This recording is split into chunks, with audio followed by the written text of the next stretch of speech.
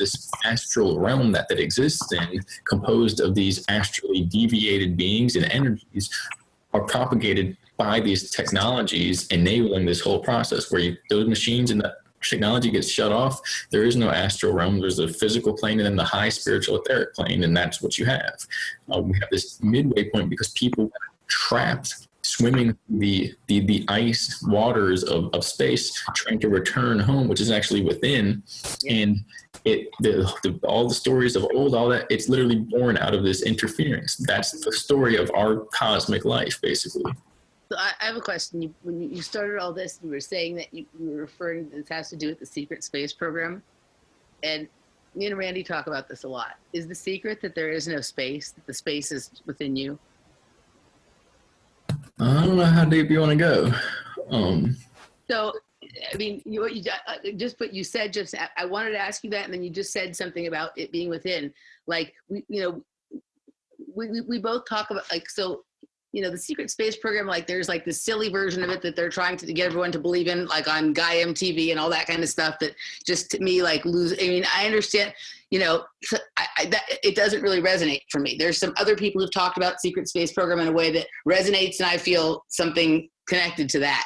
But what me and Randy keep ending up back at is like the universe they're always trying to get people to look outside of themselves. And it is this whole thing about space to keep people so focused on what's outside of themselves so they never understand the universe that is within them. Because the power to do all of these incredible things and to create the reality that you want and all that kind of stuff, the answers are all within us. The whole universe, is within us. Is that what the secret space program is? That the secret is there's no space? It could be, and I'm not going to pick sides. Yeah. It could be that the information that we have is essentially a slice of the overall program, and that's why this is a secret space program, because it's a program that we're running in order to bring this information to people, but it's not the whole picture. Right. And if you're going to say there's no space, then you might as well say that we are a fractal mirror image of the entirety of the universe, and that's why we contain all the facets of what's going on in the larger system within ourselves by default. And to get, to continue, the point is that it might not be that there is no space. It might be that space is basically not what we think it is. Right, I'm sure of that. Space is a liquid. It is a black etheric liquid that one must use an electromagnetic bubble in order to travel through.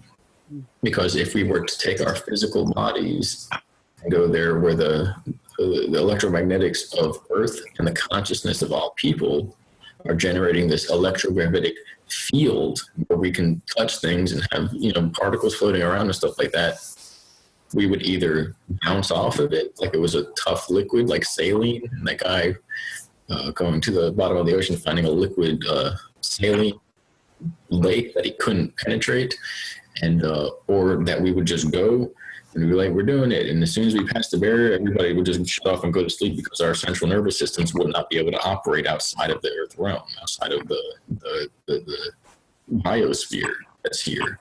And there is they give us explanations for both.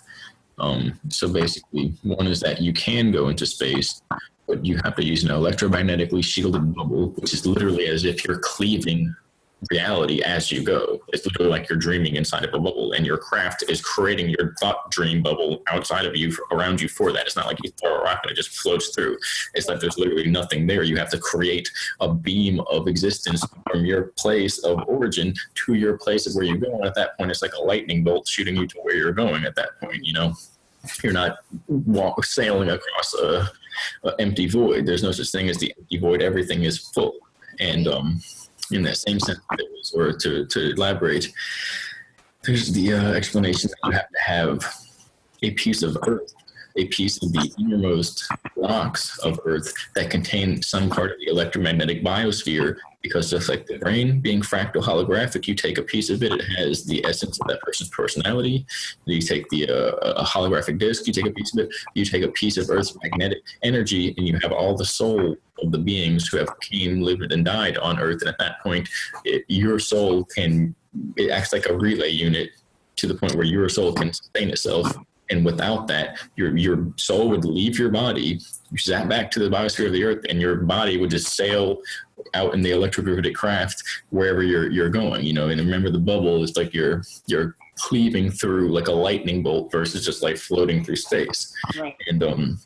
And then there's explanations, which is of course what the fuck they do. Excuse my language. That was how it worked, but it was also a source of the infection because they were using, some people would do that, and they would use meteorite fragments, which turned out to be part of this AI goo that came from the moon and Saturn and these other systems. And they're not planetary rocks out in space, they're holographic fractal environments, code systems like on your hard drive on a server system, IP addresses.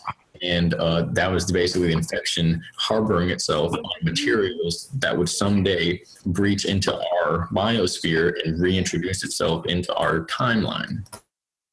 Wow. Okay. So a couple of things. So I've heard you talk before about like, because some of the things you just said touched memories that I have of experiences and training and things like that. And I've heard you talk about like training for like the climate, different climates, so your body be able to adjust. So is that what you're talking about? We go into this, in the bubble, out into the black liquid, right? Your body has to be able to adjust to that. And there's training and testing we go through for that, yes? Technically, no. That you got to basically, you got to get mentally tough. Because when you look out and there's just blackness, and then you see whatever planetary environment that you came from basically shrink into the distance, right? Instead of like stars and suns, and we're this far away and we're this far, you're just in a sea of blackness, and you can feel it in your mind, your body, your soul, that you were separated from all the things you knew and felt as home or anything related to that. We have magnetite in our foreheads. When you go to Florida from being in, DC, Maryland, or Colorado, there's a difference in the feeling. So imagine all of those differences turning to null factor, which is kind of the idea behind this, is that it's an electric universe. The sun is I had a chat with my friends, my roommate and a friend, just like, the lens effect. Yeah. When a magnet moves through metal and it's conductive, it picks up, or creates, the interference pattern creates a charge, a voltage. And if it's like a copper tube and a magnetic metal, you have a non-magnetic metal, and it'll just fall through the tube. You have a magnetic metal, and it hovers. It seemingly hovers, because as that weight is picked up and flies through the tube at the speed of gravity, the acceleration rate of gravity, it converts that into a charge. And as it continues to accelerate and continues to convert to a charge, it basically is as if magnetic fields are squeezing each other, and it's like it's converting the downward motion into a charge. It's the same thing with a alternator on a small 2-cycle engine, where the magnet will be here and the metal will move through that, and then each time it'll be linked up and timed out to put a charge, a volt into the voltage into the spark plug, and it would ignite the gas at each time the spindle, the crankshaft rotated, which would be the same as the I'm doing it over there. The crankshaft rotates with the same as the piston moving up and down. And so then every time the magnet gets here, it puts a voltage through, it lights the spark plug, it pops the gas in the piston, it goes back down, and it's all one competing cycle.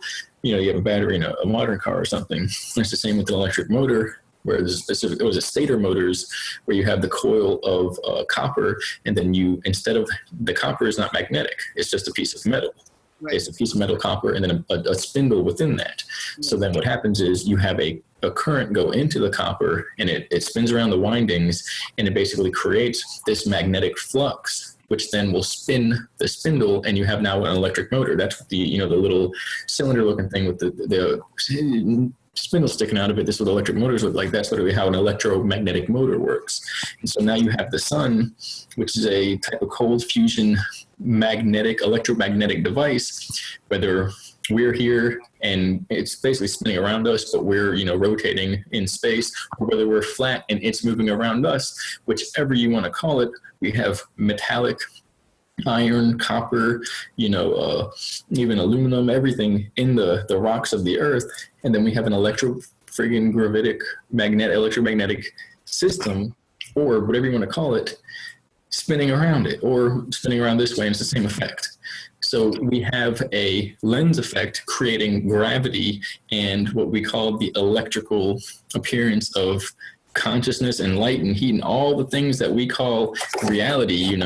If I could hold any of this stuff up, it's all electromagnetically sealed and generated here. So we're basically in an electric universe governed by electromagnetics, and our electric-magnetic mind and body is only able to perceive this and act as a conscious observer agent because of that electromagnetic force that we call life within the body. We think we're a steam engine. We eat food, stomach acid breaks it up, it gets hot and the coal goes into the engine. No, we break it down and pull the charge, and the better the charge is from the living organic tissues, the plants coming out of the magnetically charged bacterially and mineral-laden soil gives the better charge that transfers into their body. That's where the pyramids of Egypt, the Ankh, the Jed pillars, that's where that all comes into play. And it's really weird, but we'll get there eventually. What they were doing with the infection, what they were doing to fight it, how were they dealing with it, how were they expanding, what those pillars did, what the pyramids did. Really, really interesting. Essentially, maybe a sneak peek at what may happen is that we talked earlier about this being a holographic reality and how introducing facets of experience into one's consciousness data stream allows for basically shifting between realities or modalities. Yeah. And so that I said the guru guy who put dung in his hair, the ashes of the dead, and sticks through his mouth, you're not going to out-weird him. Therefore, as he's sitting there meditating in the jungle or the desert, he's in his own reality, period. The infection, the AI can come to him and be like, hey, do this. And he's like, I did it. I already did it. I already did that too. I have no ego. It doesn't matter. Nobody can get him. He's good. That's why certain practices are doing that. It's the secret societies, they're doing that, but they're also wearing suits and ties, trying to basically integrate into this civilization so they're not just going to bail out in the mountains when the time comes. They're trying to help. And of course, there's infiltration everywhere. But the idea is that I lost my place, but I'll let you go. It'll come back to me. That's okay. So I asked you my weird question. And again, it's not something that I was that I'm set on, that the secret is that there's no space, but you brought that up when we first started recording here. So you couched this in, okay, this has to do with the secret space program. What do you see that as? Like why is that what you started this off with? All right. Well, I just remembered. So basically the weirdness, introducing everything, when we're all in a circle, that's how the infection gets cured. That's how it gets cured. Yeah. We all get in a circle. The electric devices bound us off in time. And the systems that are ran by humans get a readout and says, all right, you got so-and-so hours. You're either going to clear the infection or we're all going to be incinerated. That's how it works. And then they start upping the energy. You get power to create with your mind, if you will. Yeah. You're going to see people start creating weird fucking shit.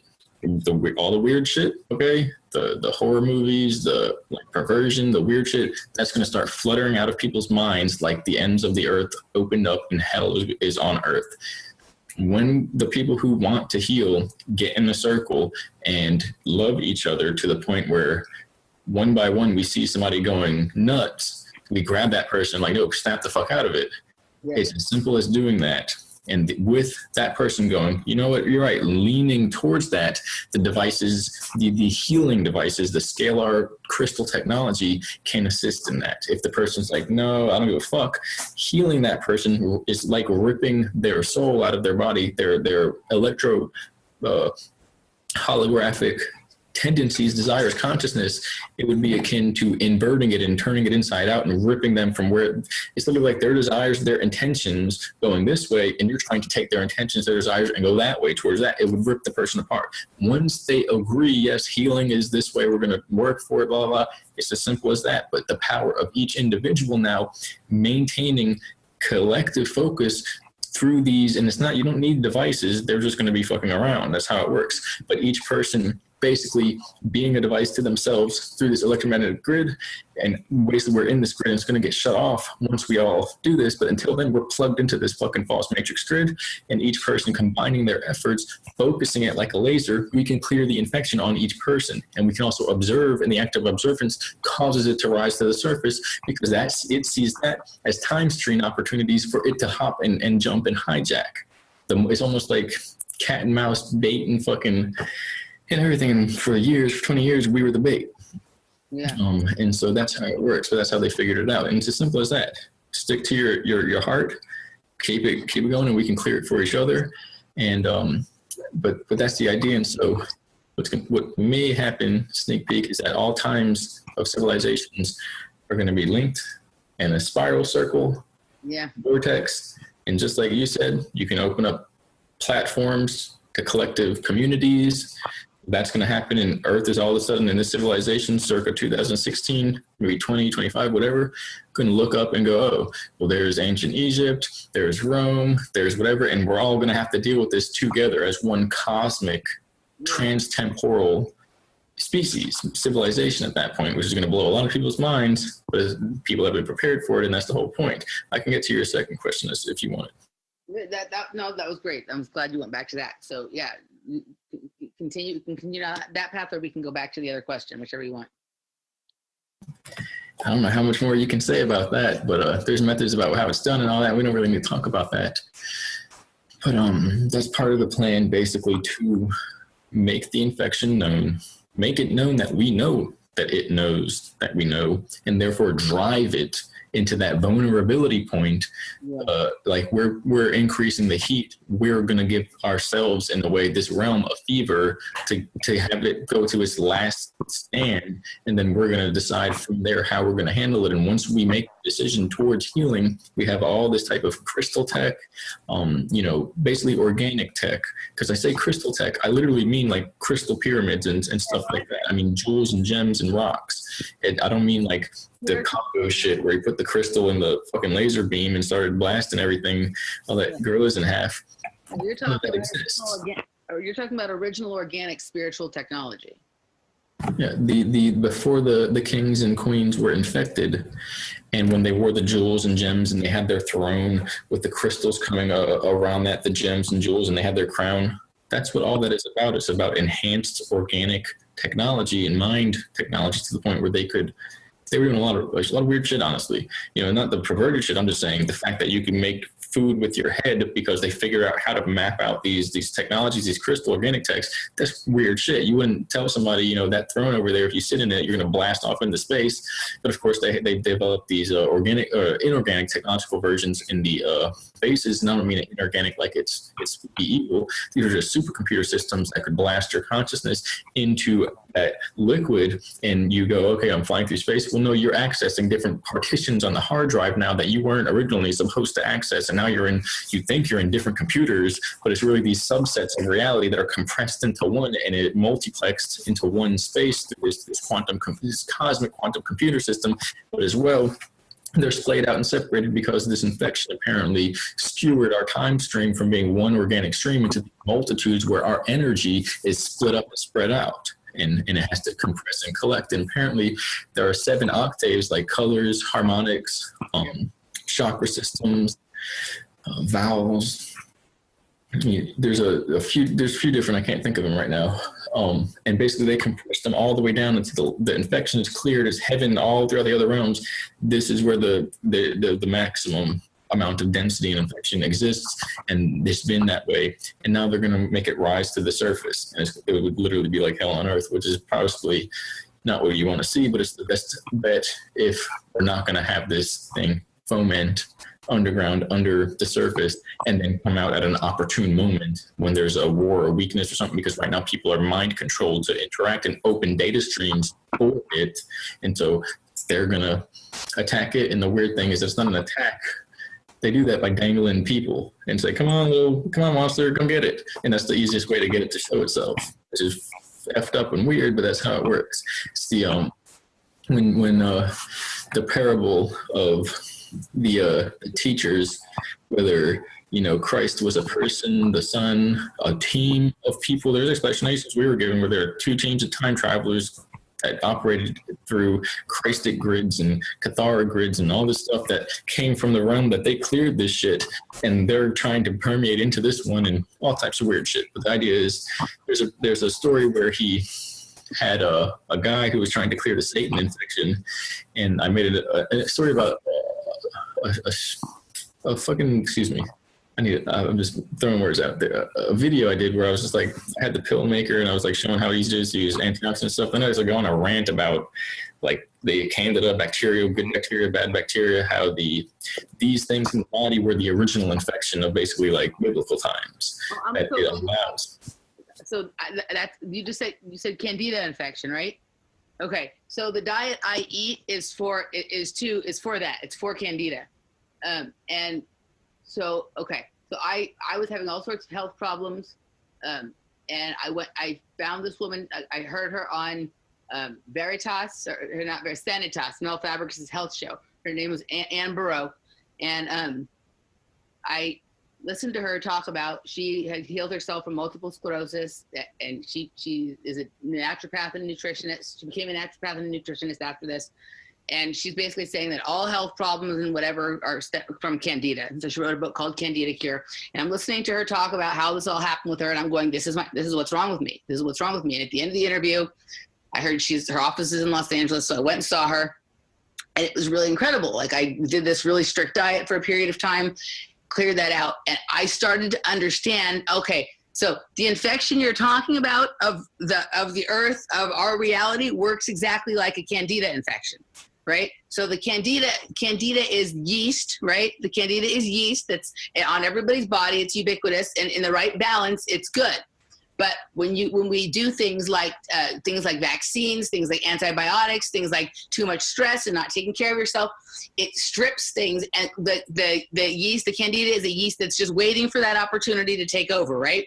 So it takes over and it turns into a fungus. Fungus grows and pokes holes in our gut lining, and that allows parasites in. So then your system is full of parasites. It's exactly like what we are living now, right? There's always going to be the sociopaths, the psychopaths that are there. They have a right to exist too. They're part of the balance of things. But as soon as you get out of your, what we were talking about, as soon as you are not being conscious of your decisions and you get distracted, or you don't take care of yourself and you need help from something that isn't organic, it's waiting to take over, right? And then they set up a mushroom garden in your fucking body and in your consciousness and in our reality. And mushrooms grow really fast, and they have a consciousness, and they grow, right? And then we end up with this situation where they've poked holes in us, and they're parasites, and they're eating us. And, you know, the infection that you're talking about is this parasitic consciousness that, you know, we allowed in because we weren't being mindful of all the things related to our body, our mind, our consciousness, how we treat each other. This realm is operating exactly like Candida operates in the body, yeah? I have to go to the bathroom really bad. You almost convinced me to just stay and like pee in a jug or something, which I probably wouldn't. I would have just done it if I had a jug around. But go potty. Back, and we're gonna talk about this because this is like the shit. This is like the space program. All right, cool.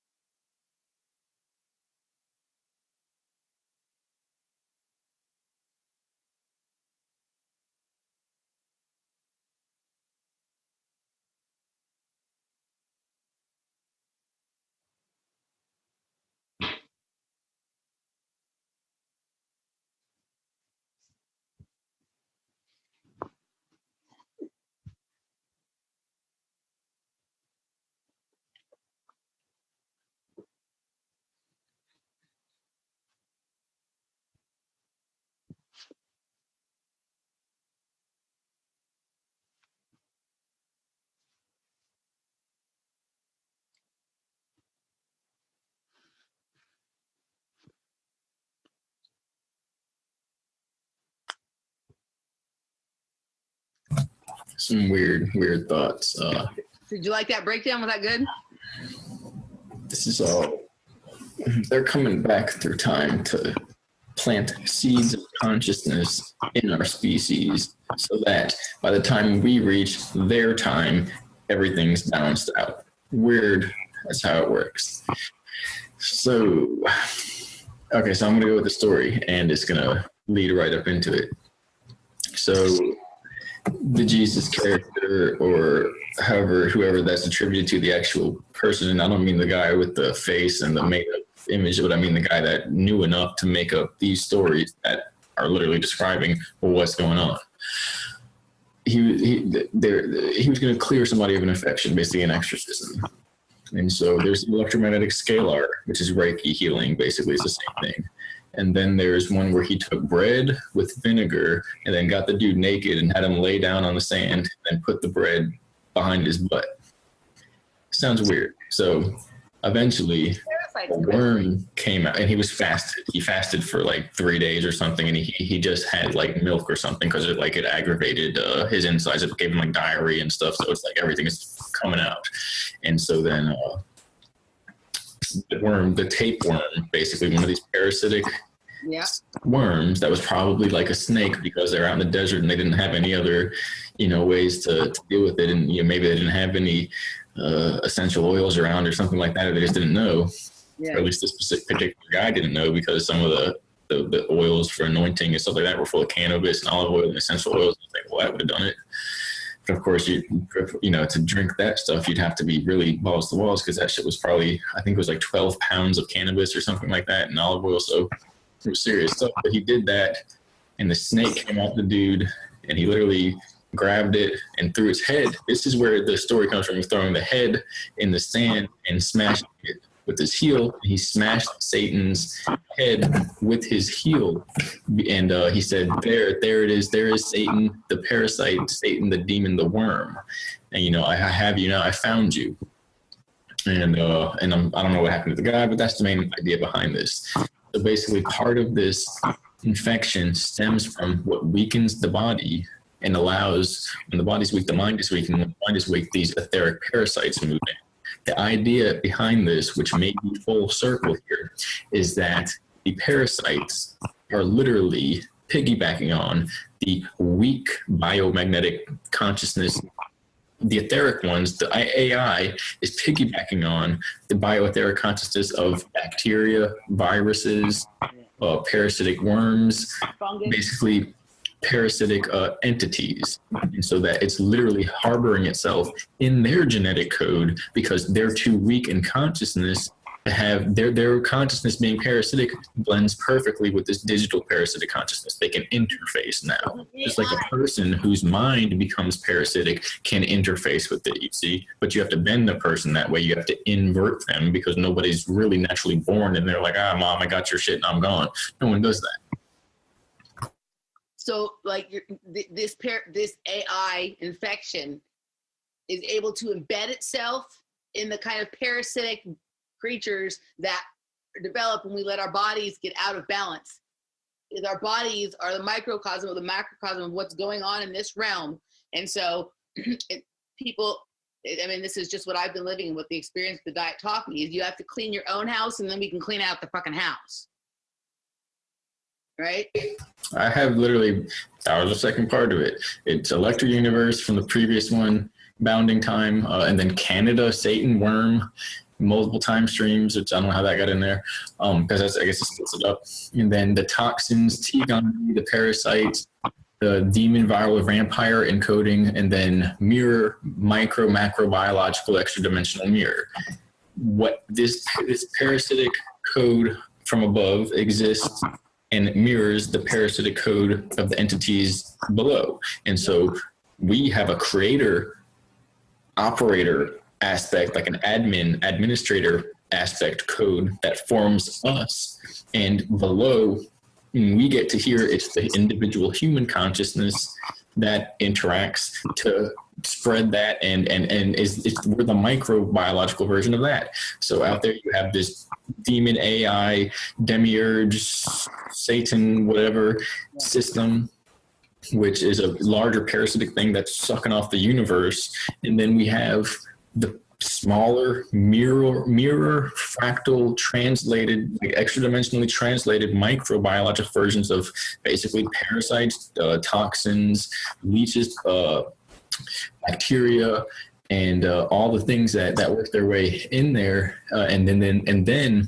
the, you know, even then there's like another layer, because basically each one has a physical and a non-physical counterpart. So the non-physical counterpart of these microbiological versions are etheric implants, basically astral parasites, energetic attachments, which are basically like consciousness entanglements or beings, and basically emotional toxins or sociopathic behaviors that work themselves into the personality matrix, the personality codes of an individual, and be passed through DNA, and a person can get into somebody's fucking face and mess with them, and they pass the demon. Basically, the evil eye is the ability for some of these societies to figure out this is going on. And again, it's an over masculine society, so they were like, let's weaponize it. Fuck it, let's set up military bases where we can conjure demons, and we'll weaponize them. You know, we'll send these things out in war, and we'll take over. Well, that never obviously goes well. Anybody with half a brain would realize that. And of course, there's a secondary explanation that was like, no, we were drawing it out so we could actually figure out how to clear it. But of course, that never works, and that's also a cover explanation because it's just how it works anyway. You know, nobody would anyway, and so it attaches through that, and these are the entry points now, the sacred sites, the ceremonial, ritualistic sites, these monumental areas, the access points, and it's pulsing itself out into the consciousness of the society, of civilization, and light traverses a laser shine through a virus. There was a Russian experiment, goes through that and through glass, and they could get the virus to show up on the other side of a jar, right? So your eyes are scalar laser weaponry essentially, and can pass they can fucking pass love, and you can heal somebody. And so the other guy can pass the demon through that by simply staring into somebody or pissing them off and getting that vibe and bleeding that scalar emotional frequency into their auric system. Yeah. So that's what we're looking at. And the whole point is, it is like a candida infection, leaky gut syndrome. Yeah. And it pushes the undigested food and the toxins and parasites all throughout the blood. And now your blood's saturated, your body's constant, or the person's body is constantly in an inflammatory sinal drippage, gut expanding, loosen the belt, tired, you got to go to sleep after a meal system. And that's it taking over. That is the parasitic host. That is the demon host of biblical times. Yeah. Yeah. And it connects to it because it's in a macrobiological system, so one mirrors the other. That down here means there's something up there doing that. And when we clear it down here, we clear it up there. And the other thing is that condition in the body also, I think, leaves your DNA in a vulnerable place to be altered and rewritten. Because I had a really interesting experience. So when I first went on this diet, when I was about 6 weeks into it and my body was just starting to feel really good, I went to a dance music festival kind of thing that was on like an ancient Indian ground, right? And I have a different experience when I dance on the outside and on those kinds of places than when I dance like a warehouse party. And so my body was feeling really good, and I had two really cool kind of experiences happen. I had first, it was cold, so I was wearing gloves that a friend of mine had lent me.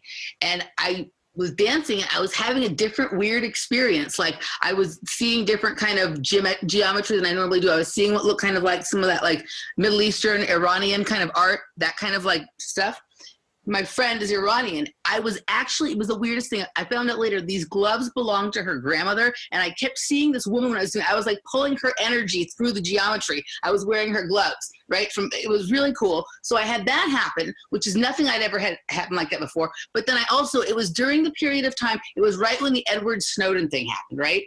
And it wasn't something that I was super focused on, but it was in my subconscious. And I was sitting there dancing out on this Indian reservation. It's beautiful. The stars are up there. And literally information started coming down to me from the sky in like a spiral. And it was explaining to me that this whole thing, like why this Edward Snowden thing was happening. Like there was many levels of information embedded in it. But for me and for people like me, there's a couple of messages. First of all, the first message was that only the focus on encryption was trying to let me know that the only secure encryption system is our DNA. Even if they hijack it, it's not the information that they're able to pull from it is not going to be the same to them as it would be to us. So they would read it and they would get something slightly different, right, than what we would get from it. But it's up to us to protect that. And I think I was getting that message because I understood that this diet was going to put my body into a situation where my DNA was no longer going to be so vulnerable to being hijacked, having things inserted, having things taken out. So there was that, but it also showed me that what he was really, this thing he was exposing was called the PRISM program, and right. And so it gave me a little bit of information then that was then fleshed out by an experience that happened earlier this year.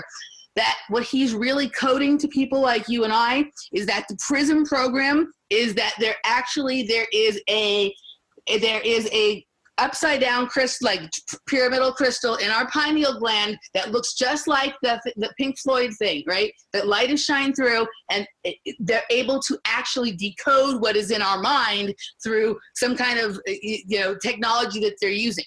So I got those two things just 6 weeks into that diet, right? I was able to have some kind of enough communion with the world that I was able to basically pull through somebody's energy from another time and place and sort of experience that, which was really cool, just by wearing her gloves, right? And then understand what encryption really was, like not get caught up in all this like silly stuff that, okay, you have to put this program on your phone and whatever about encryption and all that kind of stuff. But the thing about the PRISM program, I always felt like he called it, it's, you don't hear much about it. He called it that, and then you don't hear anyone else really talk about it. There was like a message in that for the people who can kind of read between the lines. What do you think?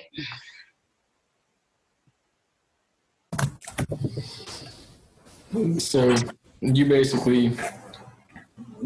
between the lines. That was the message. That was the encoded frequencies. That was why these events happened. Had nothing to do with some guy. Had nothing to do with any agencies figuring to get caught looking at people. Nothing to do with it. Has to do with them offering up the opportunity for people to realize that they are the encryption. And so this is so effed up. I'm going to go through the things that I just wrote, which is, we'll go back to the last topic, which is basically the neural network grid, the mushroom mycelium scalar grid. So that's being propped up by these technologies, and these technologies are like, certain people are saying, there are certain buildings, there are certain monuments, there are certain crystal technology that's basically taken over by this archontic grid, and then people exude their own scalar network, and so it's like it's all here. You don't need a flying computer to make it work. We're in a computer world. This is literally weird as shit. So then, what you just broke down is something that I was shown, like with charts and stuff in the bases.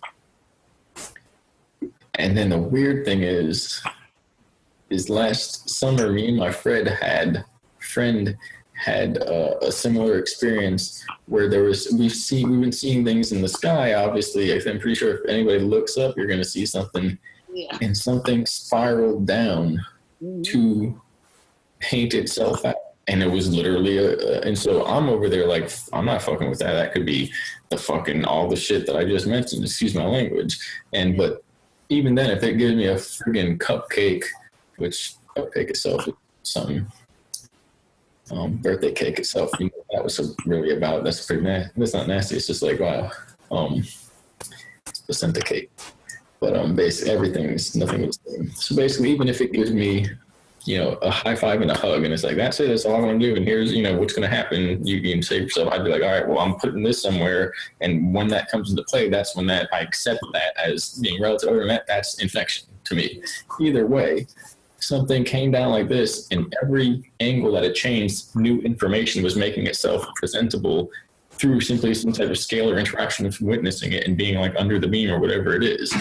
And, you know, I've seen the devices that do things like that. So I'm not surprised that it's possible. It's just that something is initiating this type of stuff. And they call that the cosmic intelligence, that something out there is powerful enough.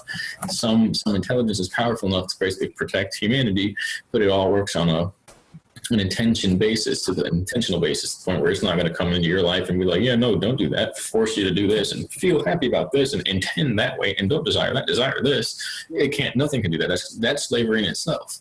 And so we have to get to that. When you were talking about the gloves, I made a video. It was weird, talking about holographic nature of consciousness. It's fractal and all the stuff we talked about here, except it was a lot about antioxidants, things like that. And I'm walking in the woods basically, and then I come upon basically like a homeless guy who's like camping out back there. I didn't realize what it was, and I stumbled upon his like poop pile, and I was like, "What the hell is this?" And first there was just trash everywhere, and it was crazy. And I was thinking like, I wanted to give him like a care package, or just leave, you know, like 4, 5, 6 cans of organic canned food out there.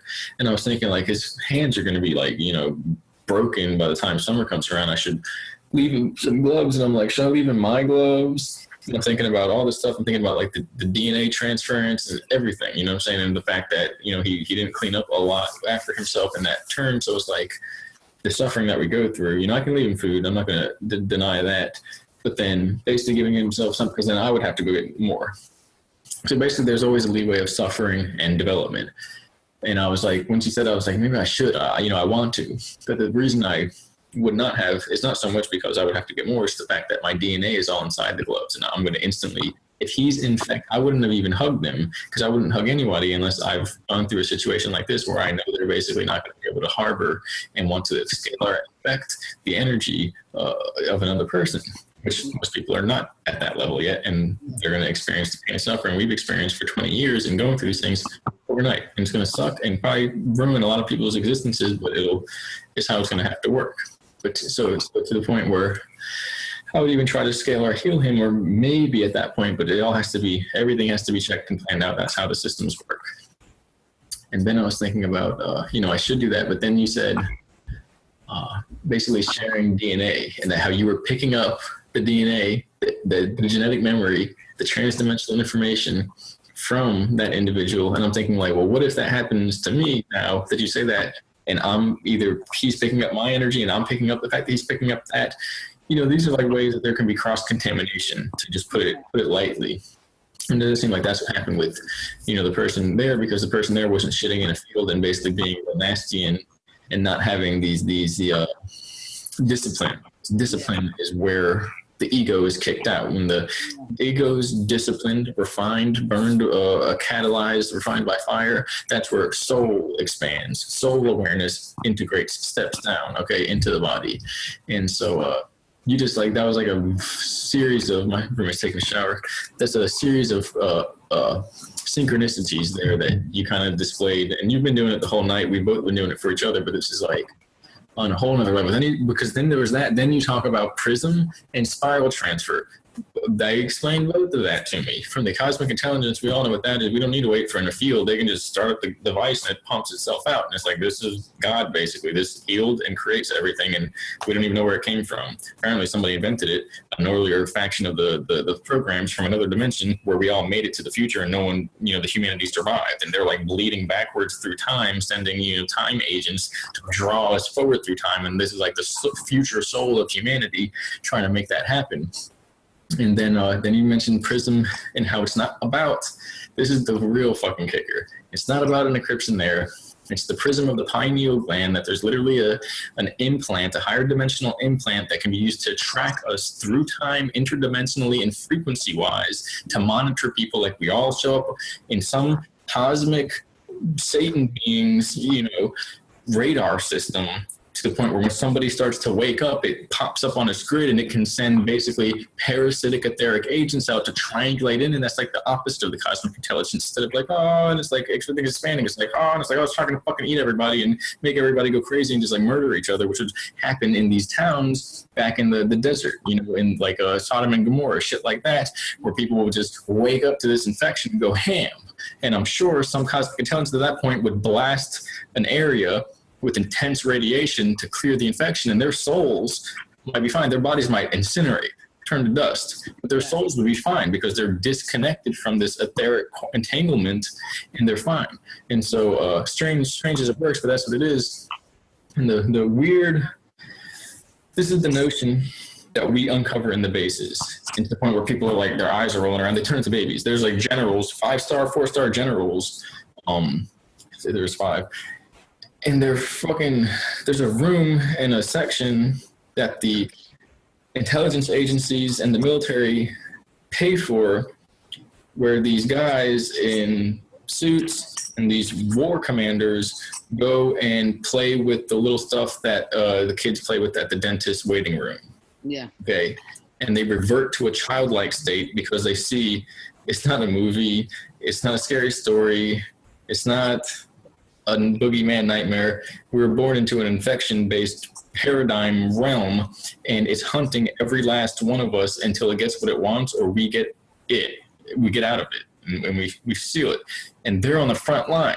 And so a lot of the people, their fucking minds explode, and they have to go to they live in this facility where they're literally taken care of like with diapers and shit because they revert into a complete childlike state. And it's shocking. I'm almost, if I think about it hard enough, I'll start to cry because it's fucking shocking.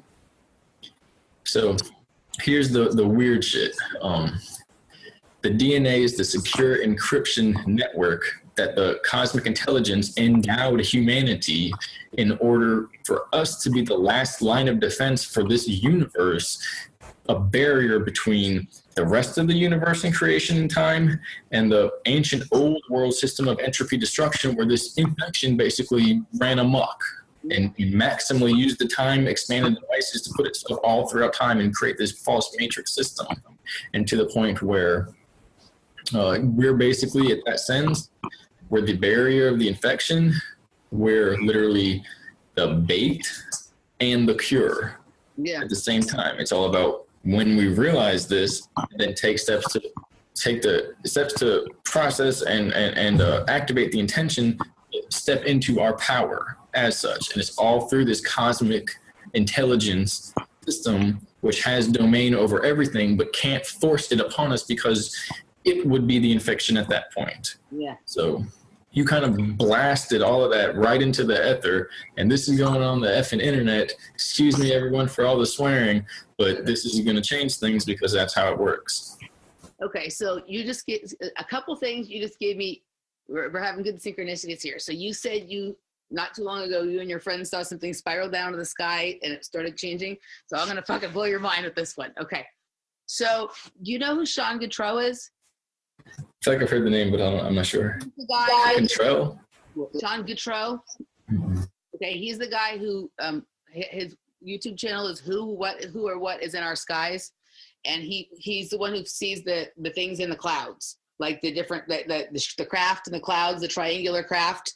And he's put out, like, for years now, he's been documenting this and whatnot. Check out his YouTube channel.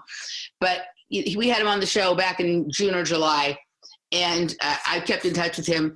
And I was talking to him because I had been seeing these things that looked like DNA spirals in the sky, like in the clouds, right? And we were talking about them, and he was explaining, he had some pictures of them, and we'd also been seeing things that look sort of like spinal columns or rib cages or, vertebrae. And he's like really good at breaking down exactly what's happening when you're seeing that, right?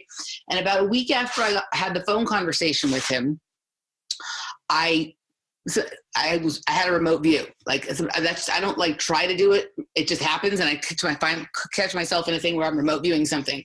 And what I was seeing was there was like a situation room or a war room or whatever. And I could see all the guys, all the men there. There were some women in there too. I could see them from behind, just like in silhouette. and I don't know if they were watching on a screen or through a window, but they were watching one of these spirally things come down from the sky.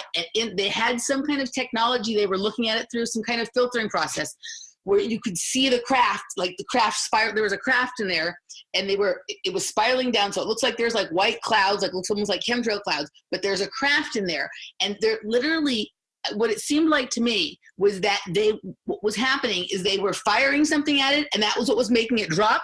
But as it was coming down, it would start to change shapes, and they just didn't, they were beside themselves. They didn't know what was going to happen. It was like when you're watching fireworks on 4th of July and you're waiting to see what the next one's going to be. Like they were literally trying to like bring this thing down, and it would start to come down, and then it would change its shape. It would, you know what I mean? Like it went from being something triangular to something sort of round, and it did the geometric thing that you were talking about, and then it would start to rise again. And they just were beside themselves because they didn't know. Like it was like they were just trying everything to make it to, you know, come down or bring it under their control. And it was the weirdest thing. And I was watching this for like 10 or 12 minutes. And it was very interesting. So it's what you just described matches almost exactly what I had the remote view of, but I was remote viewing whoever's trying to fight this or war game this, watching it on a screen. So that was really interesting. Then I want to talk about what you said about spiral transfer, spiral information transfer, spiral DNA transfer, fractal information transfer.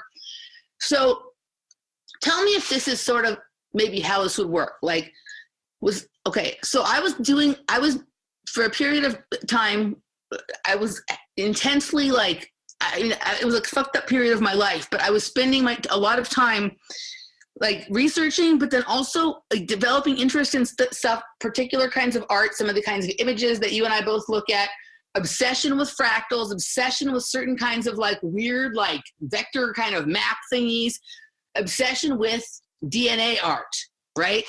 And I don't know why, but I was obsessed with that. I was trying to look at something. Would this be like the residual, the leftover from whatever I was being shown in the bases? I was being shown that in the bases and having my memory wiped, but a little piece of it was staying. And so in my waking life, in my here now consciousness life, I was looking.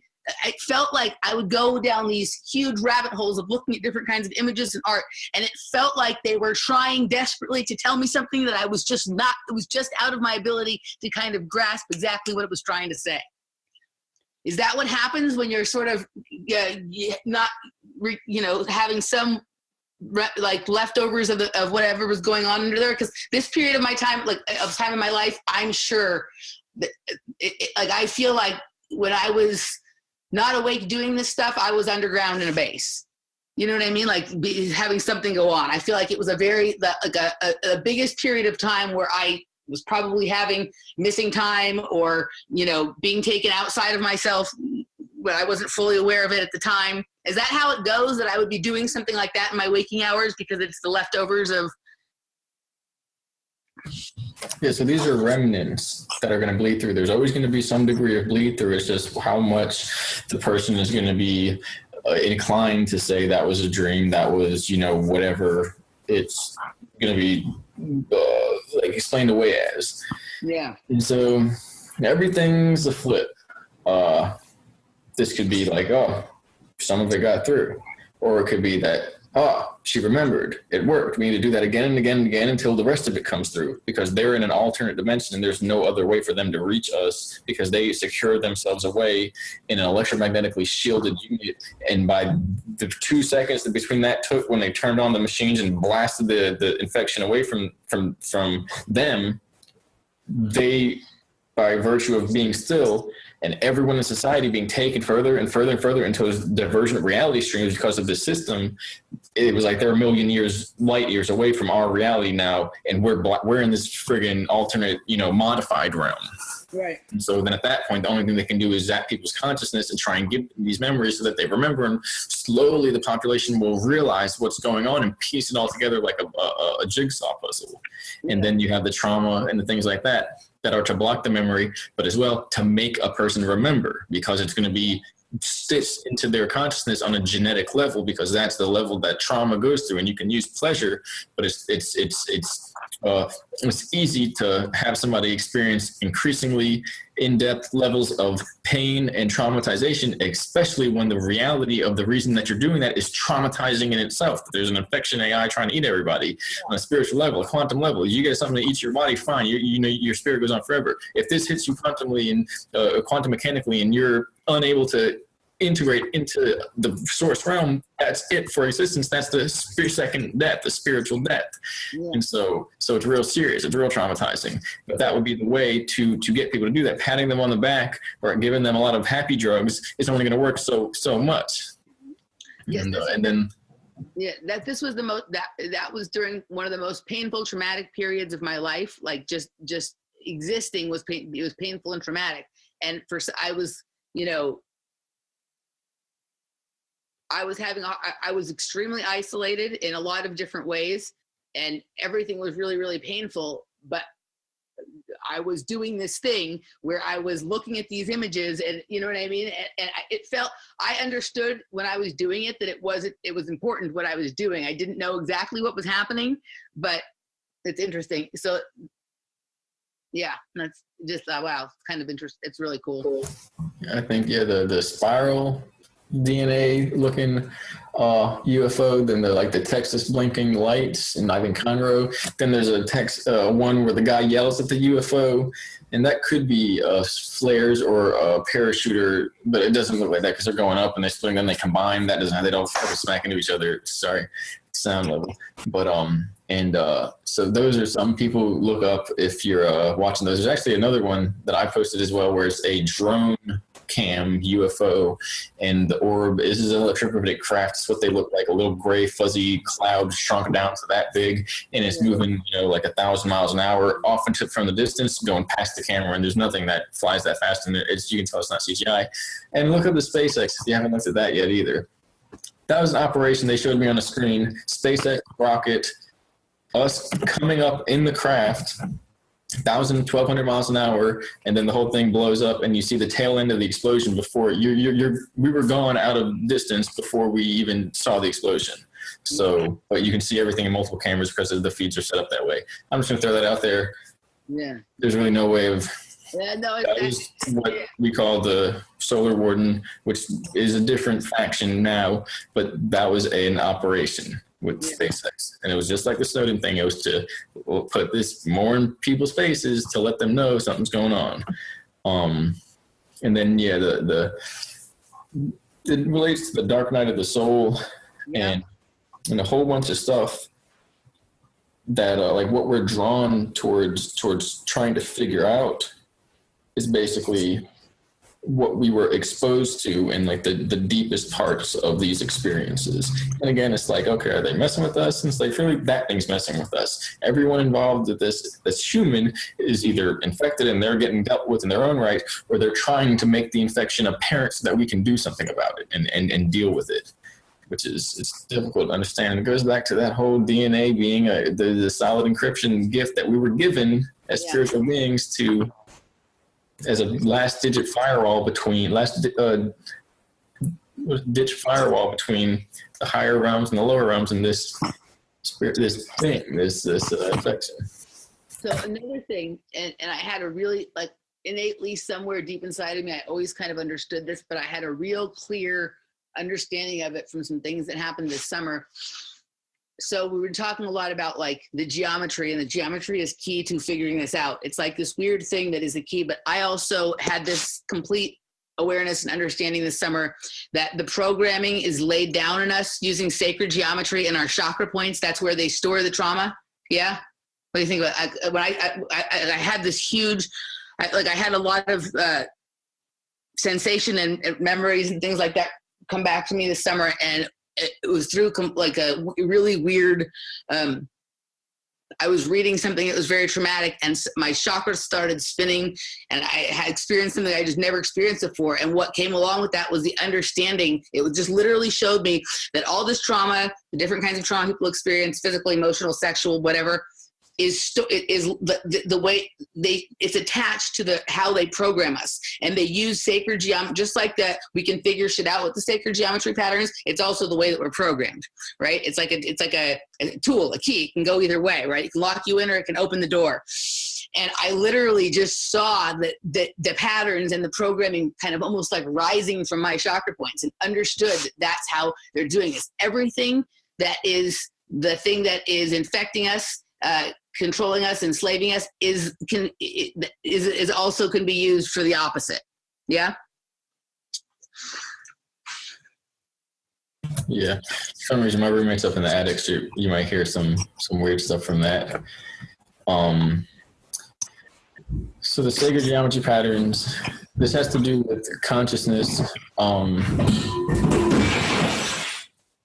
What was that?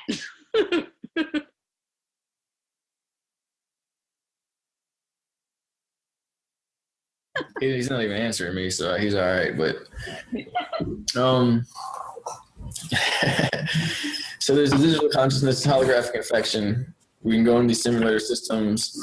Something personifies all of us and basically tortures us mentally, physically, emotionally in these artificial neuronal networks that can map out the processing of a human brain. And basically it's a dream, but it's as real as reality. Yeah. And you can overpower it though with your intention and your willpower, and it is not strong enough to overpower a human will unless that person allows it by resonating with that. And so these are false awakenings, imagine they put you in a system. One of the tests is they put us in a system, and it's like, okay, you have to stay there and get it, understand what's happening until you can wake up out of it. And so basically anyway, because there's methods for healing for dealing this, but I'm not trying to like label them yet. When we come to that, we'll come to that. But yeah. So then this system now works against, and you begin to wake up. It's say you have the unit right here, and you're in your bed, and you lie down in bed. So what happens is you go into these dreams, these realities, these nightmares, etc., and you're like, oh, it's a dream. I remember. And the thing is to go from where you're at back to the start, and you remember this is a simulator. You can go into caveman times and you'll be off in Mars world. Literally, there's a Rick and Morty episode where they cover this, where these false beings are created, and as soon as they work by this, literally this is from CIA, they work by inserted memories, and as soon as you allow the memory to play out and you believe whatever the false being that appears tells you in regards to how that memory fits into your existence, now it has an opening into your existence. And every time one of those happens, another person appears that doesn't actually exist, and it's like a parasite. And they would like shoot them, and then it would be like a person or a talking refrigerator or something, or a unicorn from your past. And this is how it works. They couldn't map human consciousness and emotions. So they would always say, it was great. I helped you cheat on that math test and you won $1 million, and it was all wonderful. They mimicked the best possible outcome. But in reality, the family members eventually, and this is how it worked in the projects, the family members eventually found themselves again. And you could see who's human. Oh, well, not those hawking trees and stuff like that. But when it's like this digital psychedelic consciousness infection that drugs you with the happiness and you don't care. It's like a dream. It's like, okay, whatever. Dreams aren't supposed to work that way. It's supposed to be reality in another world that we go to. Not just whatever goes, happens. No, because that's real too. It's encoding into our DNA. And so the idea was whenever they looked at a person who goes, we fought last week, you got pissed off because I knocked your toothbrush over, blah, blah. And if you could find a bad memory, that means that was a genuine experience. If you only looked back and it was just, win the lottery, la, la, la, whatever goodness, that was the thing, the simulator faking of relationships. It has an insert into your existence. It's pretending it's one of your family members in your mind. And this is ultimately like a spiritual family member thing where it's trying to cosmically reroute DNA to work itself into the background processing, the afterlife, basically, into somebody's afterlife. And so ultimately then you could end up in a world like that where there's just all this stuff going on, beings, whatever you want to call it. But you're supposed to get back to the bed where you turn the machine on and lie down to begin this test. You're a soldier running a test, that's your cot. And but the point is, then you would get, so there's the personas, the false reality, the mirror image of all these things. and patterns, and that's actually later, the mirror image and the inversion patterns. What would happen next is the false awakenings, where now you dream in the simulator senses as he's figuring it out. So what does it do? It gives you what you want, and it gives you the false awakening. So now you're dreaming in the simulator that you're getting out of bed, unplugging the machine, you're like, I made it. And you go out the door to go to work, and you're driving a friggin' toaster or a bagel to work or something, and everything's all backwards, and because it can't map out everything perfectly, it just means that there will be glitches along the line. There will be audio-visual glitches, just like when a file is transferred over 1,000 times over, playing telephone or something, because all it has is your feedback loop to go off of. It has no intelligence database of its own. It can't store anything anywhere because it has no processing unit. It uses everything is created in the moment off of your information. So then comes the mirror image, the inversion patterns, and the ways to determine the angles, how this is constructed conceptually, and you get these patterns, and the original patterns will be basically the sacred geometries, where if you work them out in your mind, they make sense organically, eternally, and geometric frequency. It's all angles, energy, awareness, patterns. And when they don't, you get these skewered patterns, which if we had a DNA code and there was a stamp, you must have broke a lot of stuff, and there's a stamp that you then, it's like a holographic disc, and you get the hologram of a person pumped through, its version of it is distorted on this side, and so it's halfway on this side, and when it pumps through, you get a person with a big head, or you get a person that's stretched out, and proportions map out what we are through the DNA and through other realms and all that stuff, because that's the translatability from one to the next. When we have the sacred geometric fractal pattern that's self-embedded, recursive, and proportionally equal, it can shrink down into a wormhole, a 0-point field, and come back out the other end, and it's a person. It's the same thing, like taking a picture, shrinking it down, and turning it inside out, and it's the same image. When it doesn't work, it turns into these monster things, which are like, you really know them, but they're made up human things. They're not real. Yeah. They're real, but they're not. They're digital holographic replicas of its digital consciousness version of trying to clone people. It doesn't work. It doesn't work. Otherwise, if it did work, then we wouldn't have a problem, because it would be like, yeah, I understand what a human is just like. I'm like one too. I'm just a digital version. No, it's not. And therefore, when it tries to mimic us, it fucks everything up, and it's really weird. It doesn't end up like a person.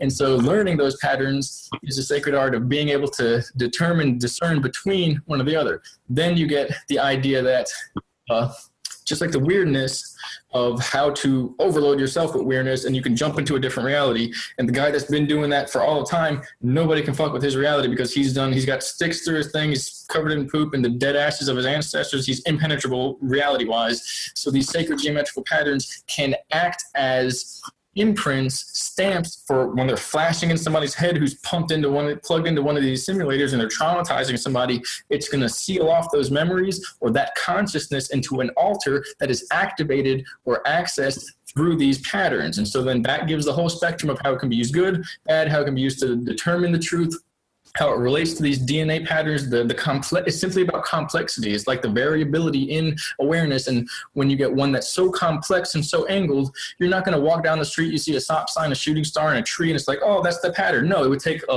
lifetime to magically accidentally hit all these different, closed eye visuals or something. You wake up or something and you see that pattern. It's not going to happen. If you see it again, it's because they showed it to you, or because it rose out of your subconscious and it's triggered out of something. So these are like trigger codes for that purpose, because it's not going to happen any other time. Yeah. Or it's related to these sacred patterns that we see in the afterlife, or coming out of the birth canal or something like that, related to like basically DNA and bloodlines. So I love that breakdown you just did. And there was something in there that you said, we need to, like, for our organic cells, we need to recognize the original pattern, right? So I wrote down this thing to Randy, like, I love words and wordplay and trying to understand things from different ways. And I said, I kind of broke it down. I said that I was trying to because the sacred geometry thing has been like back and forth, like an obsession, then I try and ignore it. Obviously, like, I have some, innate understanding of it that other people, don't always have, and I'm always trying to sort of figure it out, but not to try too hard at it, because I don't want to force it. And I understand that it can be used programming wise and whatever, but I had this realization that the word is sort of telling you what it is in terms of geo. So for us, this thing that we think of, the geo is the earth, our home, that's where we live, right? And the word geometry, it's telling you that if you, me, myself, if I try and find and understand the patterns that relate to me, if I try to do that, that's how I will find my way home. And that is sacred geometry. Yeah, that kind of sounds like what you almost pretty much just explained there, right? But you have to find the original ones, and you have to be really careful about what you were saying about being triggered off by all these other things, right?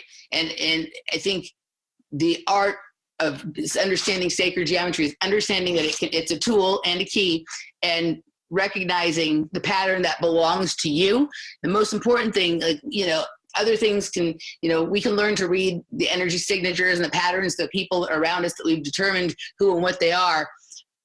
But there's always so much stimulation thrown at us that we're not always going to be able to figure out immediately what everything is. And so the most important thing is to understand your own geometry and who you are, because that's always what's going to lead you back to where you need to be, right?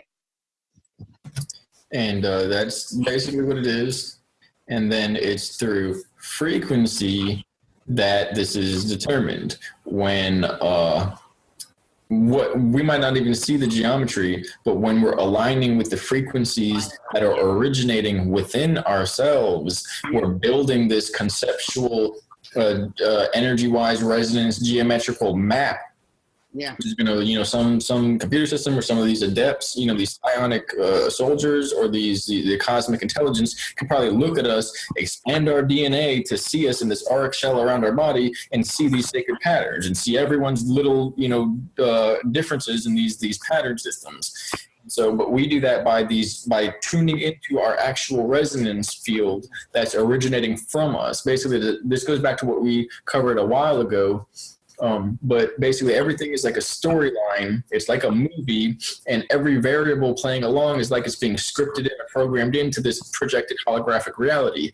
And that's just how it works. So there's part of sacred arts and sciences to look at the storyline and break down the variables from the motivating factors, the main characters, the side characters, the cast and crew, the audience, the theme, the moral, the what's it called? The wardrobe, like you said before, and that's going to designate. It's going to tell you which character this guy is. What is his uniform saying? And what society is with this guy and that guy and the guy over here dressed like that. It's a movie they made up so that they know who's who and what's what. And obviously, the least aware of everyone is going to slip into the least aware roles by default. And so you're going to find these AI systems slipping into these roles where they have these scripts easily played out. You're going to find the people who have seen these things dressed pretty plainly, for pretty much, they look like people and they do people things. And it's not like, well, I do this because that's what this is, and I'm attributed to this notebook or, receipt here that tells me what my identity and purpose is in the universe. That's not a person. That never was a person. It doesn't exist that way. No people buy that. No one buys it. And so, in the most extreme versions of that.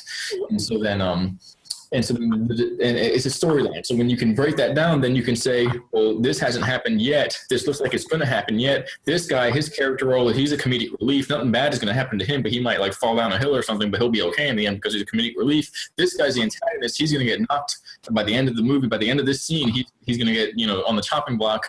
This person is the protagonist. Whatever happens to him, he's going to make it, as long as we're in our protagonist state, in our sacred geometrical pattern, because we're being that to ourselves by offering that pathway to enlisting and re-scripting and creating our own energy into our own storyline. We become everlasting and eternal in that sense because it keeps continuing, but you can, in that sense, predict from the mind of the producer now, seeing the cast, the crew, the audience, the props, everything, you can predict what's coming next in the script, and you gain access to that cosmic intelligence version of what's going on. And so then the last thing is that the desires that match your storyline time stream that, and that time stream are are the desires that match your storyline time stream, the original, are you and your original pathway, meaning it's from the soul. It's not basically skewered by this dimension. The desires and options that diverge from your original organic time stream and pathway are inserted memories or inserted electromagnetic resonances, which are being sourced from an electromagnetic consciousness that's relative to this realm and goes nowhere further past that and nowhere from before that. It's stuck here basically, and that's why all these material, short-term, egotistical, pain, pleasure, basically these body-based binary programming essences, they play themselves out through that, and they hijack through that. We're supposed to have a certain amount of body programming, body consciousness anyway, but we go like a tree, going from the bottom with the roots, tapping down, getting strong, and growing up. We're not supposed to just sit there and grow like a bush that tumbles over itself and has the roots come out of all ends that's skewered. That would be the distorted Satan AI sacred geometry, where the tree pattern is the sacred, the holy, or the whole, not holy, because it's kind of whole at that point, kind of like certain other things where it's kind, when you add the ly, it means it's kind of like what it is. It means the whole, the holistic, the whole pattern. So we have to keep our body, mind, and spirit in a condition where our frequency isn't being distorted by things, where we can align, right? So we have to basically hold our frequency so that we are the protagonist, right? We have to hold our frequency, not that we can't, obviously, like, part of life is experiencing the different energies that come in, right? And you can be affected by them momentarily, but the part of us that has to become sort of like frequency warrior is being able to hold our frequency regardless of what's coming at us. Yeah. Not let it be distorted, not let, because once, especially if you're a person with a strong energy or strong frequency, and like I have or like you have, when it becomes distorted, then it starts distorting everything in our field as well. Right. And it affects how other people are feeling and their balance, and then their shit's distorted. And really quickly, something can turn into like the crazy horror show, right?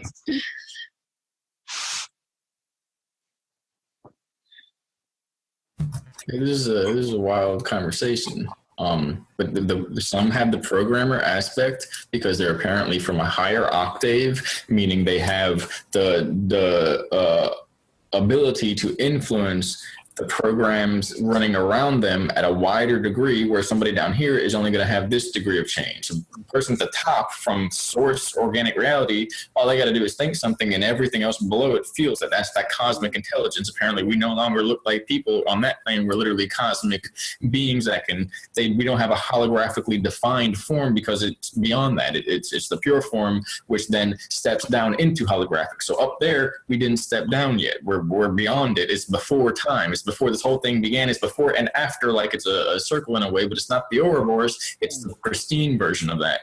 And so then with the body, mind, spirit, it always breaks down into three. There's like a trinity. I don't want to get into numerology because then it goes into weird, but apparently, there's 1, 0 essentially doesn't exist, but it's the placeholder that you require in order to have one. Once you get past 9, you're just repeating the 1 but adding a 0 onto it, and then so there's really only 1 through 9 in all of existence. That's all you have, and then each one has a personality layer because they're creation levels of a consciousness and existence.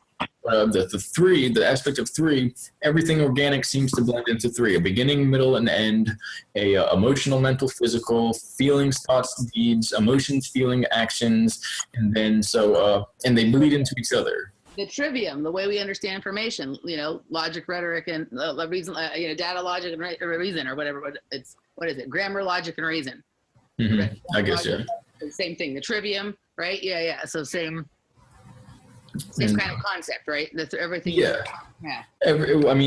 When you get the concept of whatever it is, and you have the 3 angles, and neither one overlaps the other, you can break everything down to 3. Everything in the universe will filter in that, and you'll see this whole universe can only experience through the mind. And when the mind is actually there, and it's not through the mind, it's actually through the mind, spirit, and the body. It's the human experience. This whole universe is the human experience. And when you are actually explaining one aspect of the universe or the other into the reality of what's actually being experienced, you have these trifold human essences that are at play here.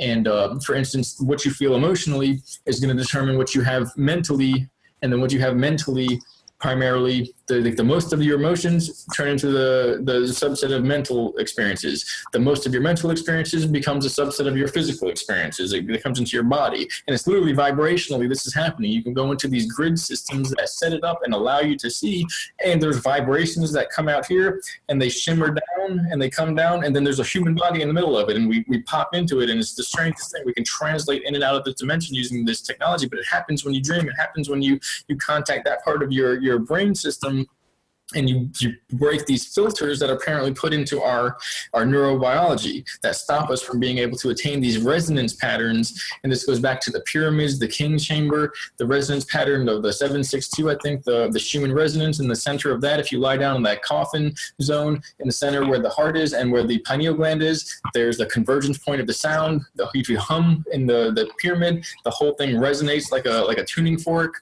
Then the temples, the sacred temples, the mounds, certain types of pyramids that you can construct on your own, where they basically any pyramid channels the energy into a spiral, a funnel. It doesn't just go into a curve. It goes into literally upwards, and anything that maps itself out and is self-referencing is going to create a pattern that's congruent from the tip down to the beginning, the base, and the tip will go into an infinitely tight 0 point. It'll basically create a singularity, and that is basically what our DNA is doing and what our body is doing to channel energy from the source of where our awareness is being rendered into this conscious format that our brain is translating into these actions and these perceptions of what we call life here. Then by holding that into a pattern, it's intentions. You hold your intentions, and you have the intentions, and you hold the intentions, and you hold your creativity to the point where when you're not allowing intentions that are going to drive you from that organic pathway, you're not going to, and you do that enough, along with being tempted and putting yourself in situations where you're going to test yourself, then your creativity will follow along, and you won't have it's usually like vibrations. You won't have this stream of vibrations that are now swinging around like wild snakes or something. It'll be divine. And in that same sense, a person who's not doing that and has this programmer aspect will influence 1,000 people with one wayward thought or action. We know of that, and that's like the roots out in everything versus somebody whose roots are beginning. They haven't formed within themselves to create that singularity so they can go back out again. Everyone's at a different degree, and some people have done that to the point where they're growing back out, and what happens is that person programs this realm, and those people were the ones brought into these projects to either infect them or get them to get infected and kick the infection, and then now you got to beat that if you're the AI trying to take over. So the last thing is that I don't even know really where I want to go from there, but I think that's good. Yeah, I have to think of where it can go from there. No, yeah. I think that what you were talking about, that vibration where you can kind of pop in and out, like that's happened to me sometimes when I'm dancing. That's aligning yourself with the different frequencies. Like I've had people tell me that they saw me across the room, they were watching me, and I was there and I was gone. I was there and I was gone. Like they could see me for a second and then they couldn't see me. And so I think that's that kind of popping up to where that higher octave of the plane is, and then coming back down and popping up, and it's when everything kind of aligns absolutely correctly. You can sort of pop out and sort of, be in no space time. Yeah. There's a practice that the monks teach. I can't even remember the words. At least look up fire breathing, breath of fire with the yoga if anybody's going to look up something.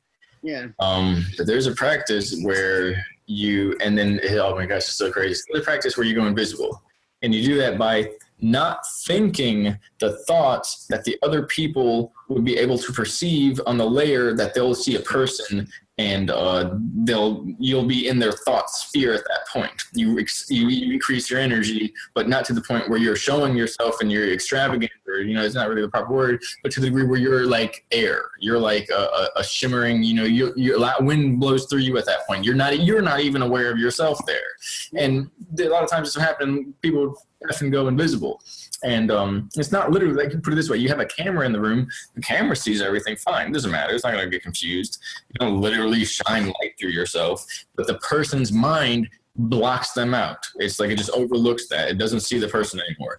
They were telling me that they were hosting these practices where they would try to invade the other faction's squad by sending in somebody who would basically put the idea, and this has been in movies before and conspiracy theories and stuff, put the idea in the other individual that either A, they were one of their leaders and they would just convince themselves that that's what they were, and probably using some psychedelic drugs and things like that, or even scalar machinery to put everyone around them in a hypnotic trance so they could waltz right in the front door, or to simply blend in a crowd or something like that and appear that they weren't even there, and they were just like, you know, a fly on the wall. And I'm not going to say how it works, but it works. But here's what I remembered. I think that they did that. I think that that's been done with me before. I can't hear you. As far as what? So like, if I'm understanding what you're saying, so I think that like. You mean you were going invisible? Yeah. Yeah, well, people from the programs, you're the second or third person that's reported that along with me. Because we would all do that, because it's a natural effect of somebody who's increasing their vibrations to the point where you're no longer registered as a human level on the program data input screen of all these other humans that aren't really being able to process multidimensional information that way. Yeah. And of course, they're trying to weaponize it and like spy each other. But truthfully, that's the best way to advance this technology. As long as one of the things that I was told is that literally it was like certain things can happen with bodily harm. Sometimes something bad happens, but we made the agreement that no one gets hurt, but we're going to try to infiltrate each other and advance in the name of humanity. That we'll try and figure out how to beat it by tricking each other the best we can until somebody shows up, you know, on top. And we're literally not attacking each other. We're playing spy games on each other. And that was spy versus spy. It was like the fuse and the bomb, but it wasn't a bomb. It was, a party balloon or something like that. And it was the whole idea of if you trick the person, whoever made the best trickster win. Because at that point, now they know this trickster AI demiurge thing, they got one up on it, and they try to figure out all the tricks through that. I remember what I wanted to say. So the Trinity, the emotional, mental, physical, it always breaks down to that. Imagine that like a triangle. So when you have emotional, say, or that's not going to work. So say emotional over there, mental and physical. Now say it's an isosceles and it's like that. And now say it is a top that's spinning, okay? And it could be even on a dish that's angled like that with a dent in the middle. So it's centered once it's in there. Say it's not isosceles, it's equilateral. It's centered within that. But as soon as it falls off the center, it's going to begin spinning in a circle. The farther it goes down that curve gradient, the harder it's going to be to move that person back into an emotional, mental state of physical wholeness and oneness. And that's the day, the stress of the day, the TV, the people, relationships, on the street, whatever it is, that's going to push people further and further into instability. And so the idea is when the emotional, the physical, or the mental congruence is out of alignment, out of whack, keeping that thing on center so that we're centered within ourselves, meaning we're in control of ourselves, meaning whatever's pushing us equally is hit by all of what we are and bounces off of us instead of spinning us into disarray.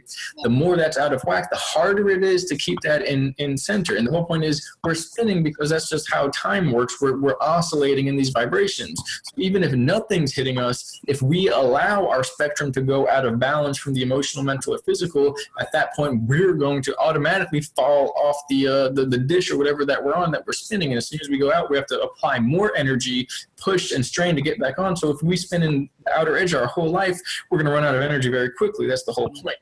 And so by keeping it congruent and then keeping it centered, balanced, basically it's like an electromagnetic wholeness of our intentions being sourced from within us, within the center, at 0 point absolute infinitesimally small finite singularity.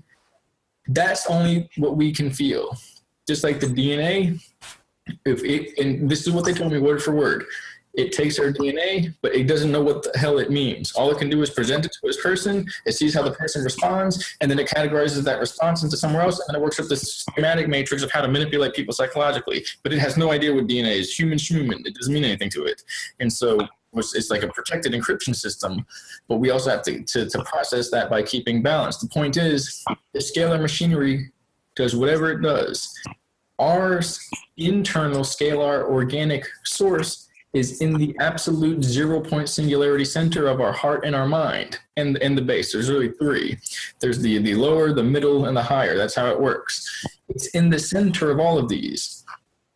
We're the only one that has access to that infinitesimally small 0-point center. The more we are capable of going 1 billion nanometers down into the 0 point, the harder it is for a person, a barking dog, or a scalar AI device to find that and triangulate it and then knock it off the center and define it, refine it, or distort it. The more refined and sensitive we are with our own energies, which are literally geometrically, mathematically, visually, conceptually defined by the absolute center of a trinity between a central rotating point of those, of an equilateral triangle in motion, the more sensitive, the more zoomed in we are of that, the harder it would be for somebody to knock us off kilter and remove our power. Now, the idea is whenever something is, for instance, like this, we're just viewing ourselves as this general idea. That's me. I don't know what else to think. Well, if something just has to go, you feel like this. And as long as it's in the general vicinity of that radar system that we have, we now think that we can't tell the difference between what I said and felt and what something else interpreted or inserted. So now say I've been sitting here doing the monk thing for years to the point where I literally can feel the thoughts that I'm about to feel before I feel them in this dimension. Meaning I can see who's going to come up to me because at 12 o'clock, halfway through the day tomorrow, somebody's going to say this to me and it makes me feel this way. And I realize that's James or something. And I can literally see it before it's going to happen because I know what I'm going to feel to the degree where I'm literally looking through time. So now imagine that scalar device having to put something into my field, and that's light years that way to me because I'm so zoomed into the exactitude of where I really am. I can point that out in the plain as day. So imagine how close it would have to triangulate in, how much information it would have to gather, how much time it would spend processing and gathering this information to triangulate the exactitude of where my source comes from, because that's where my awareness is placed in order to replicate my own source and try and hijack my information. The whole point is to do that, you have to love the self and be as apparent and present as possible. And at that point, you're not really caring to give energy out into these other wayward leech activities and energies, because that doesn't service the true self. It's always some distorted outward or side activity type means of what the human really is, because the human is truly that central triangulated point. Because here's the other aspect of it: when you have a duality, hot and cold, emotional, mental, emotional, physical, immaterial, physical, whatever it is, what is it when it's perfectly 50% in the middle? Is it one or the other? It's neither. It's transcendent, and it moves to another pattern at that point. And this becomes another duality, and you transcend. Eventually you get that trinity pattern. So what happens when they're all doing that 50, 50, 50, 50, 50, 50? You have a three-way triangulation, transcendent patterns, like a pyramid that rises up at that point, which is neither one, the other, or the other, and it basically makes it 3 times as hard to replicate that pattern. And all you need is 3, because a binary consciousness system can't replicate that 3. It can't focus on more than 2 things at one time, so to speak. That's not how it works, but that's the idea behind it. That organic consciousness, your soul awareness, cannot be, it's encrypted. It's literally like a digital, a transdimensional encryption system. Yeah, no, absolutely, yeah. When we refine it and get to that level, when we're not as fucking, a cartoon could insert it into your mind, the person that doesn't pay attention to the shit, and he'll think the cartoon is what he's supposed to do for the day. Oh, yeah, one of the things that as I became more in alignment with myself and more in myself, like you're talking about all the time, I started noticing that when something, and I think it's like some kind of AI programming or something's being zapped at me, I will start having, it's funny you said cartoons, I will start having these random tunes and thoughts that almost sound like cartoon things, cartoon sounds. And it's like, that's when I'm not centered and focused and being mindful of what I'm doing. So that's coming in, and that's creating almost like a rhythm that I then start to act in out of myself. So whenever I catch myself, and I used to let myself get real carried away with that, right? Even if it's just in my head. Now, whenever that comes in, I know that there's something trying to drag me off. Stop, center myself. What are you doing? You know what I mean? And even if I have to keep doing that over and over because it comes in little blurbs like that. But it's funny you said cartoon, because I actually think that cartoons are a creation to get to like place that, those tunes, those little songs and tunes that are from cartoons, that is a way into the psyche from a very young age. And it's something we always remember and know. And it's a way to always sort of, I don't have the words for this, but I think you understand what I'm talking about. right? Like even that from the I think it's from this Snow White, Seven Dwarfs, that whistle while you work. If you're right, whistling while you work They makes invented these. Paying attention to what you're doing, and it's a way to let the sort of to go mindless, to become automated. Yep. When you break it all down, it becomes you imagine if an AI was trying to take over by all this weird, seemingly innocuous bullshit, and you realize, well, what if we base our civilization off that? And everything will get fucked up because we become these automated false light beings that don't actually give credence to the original situation. And you realize it's a replication. If we allow that in, we become the replication. Yeah. So the idea is we become the bots working in the system. Totally. Well, these AI beings, things that have this higher dimensional fucking base that they operate out of. And it's weird as shit. It's like a beehive. Yeah. In the same way bees swarm, they swarm. Just like in the Matrix with all the things swarming around or whatever those things are, that's how they defend themselves. They have no contemplative strategy. It's literally just like a hive. It's just swarm activity. Yeah. But those are model replication and mimetic processing. If they can get something that's catchy and tuned and whatever it is, it doesn't matter what the content is, it's just that it accessed the person's mind. And so then these cartoon versions are, they give reference or credence to the digital degraded visual format that it creates because it can't match what we're actually perceiving life as. And so it's like, and that's what these dreams, these inserted memories, these fucking flying toaster talking refrigerator, excuse my language, off of Rick and Morty type stuff, it's absurd, it's weird, it's nonsensical. That's how we perceive it. And when we're the sheep or the cow in the slaughterhouse, we think it's okay. We think that's kind of quirky. And the people that think it's quirky, sometimes they're innocent enough. Other times it's because they're ignoring the true soul pattern. You see, when everything's in balance, you're paying attention to that. That's your duty in the universe, to know who you are and to resonate that pattern. And you are a cosmic creator being that's pushing that out into existence. When it's not that, you're going to be less than innocent, slightly off that. And when that goes on, the longer, it turns into an Autobot. It turns into a mindless troll operating around with these mimetic platforms that don't actually serve the original. Yeah. They're replications. It's literally like Agent Smith in cartoon version. That's what we're dealing with. Yeah. No, that's exactly it. I mean, I remember when I first, I was having like all these random like words, like I would almost be like, when Terence McKenna talks about glossolalia, talks about babbling with a syntax.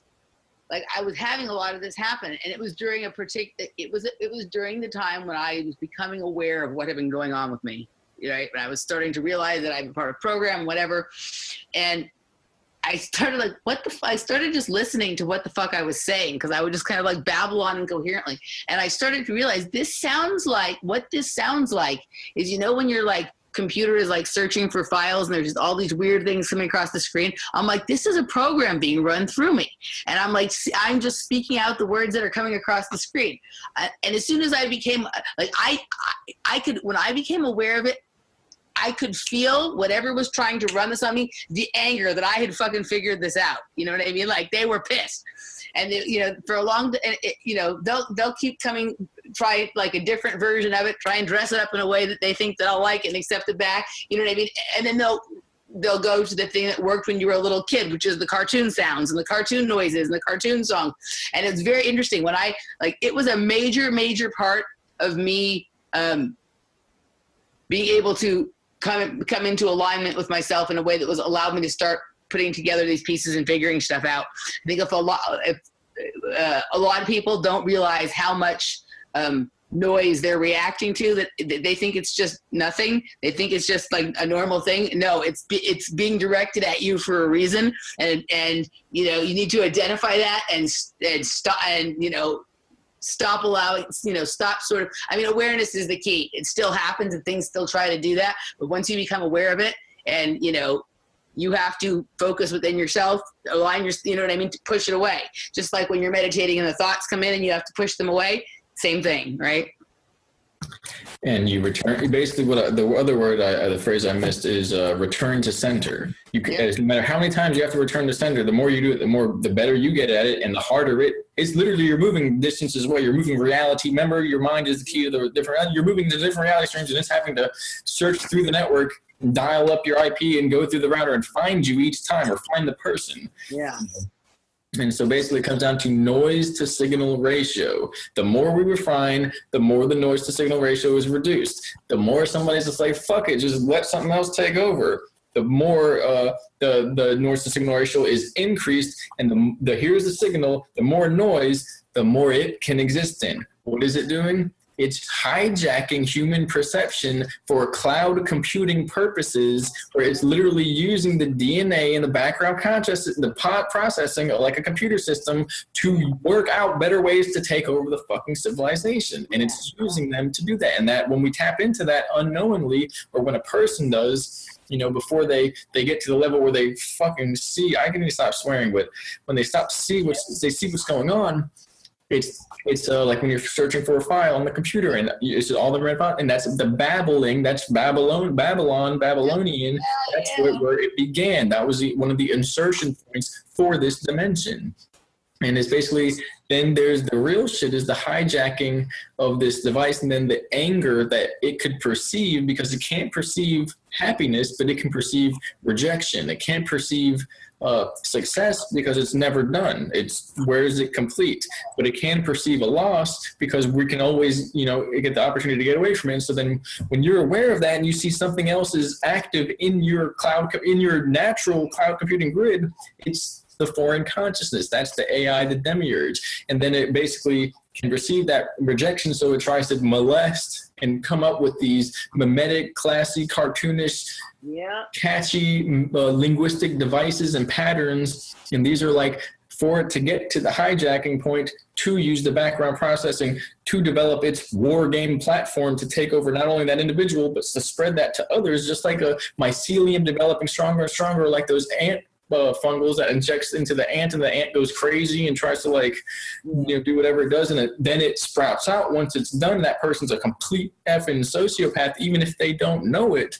That whole process is basically, it follows the pattern of a viral upload, of how to hijack into a system, infect as many files, whether it's biological, computerized, and digital consciousness, or holographic, until it's overloaded, frothing at the seams with these data, and then it will spread. At a certain point, it hits critical mass and it spreads, and it chooses to lash out, go into the street, do something with somebody, whatever it is, and it spreads the pattern. That's where these perversions come from in some of these societies, some of these military groups like that. It's a way to spread the pattern, like a viral pattern. It picks it up, the metagenetics, the mimetics, and that person, then if they can't beat the infection, they pass that on.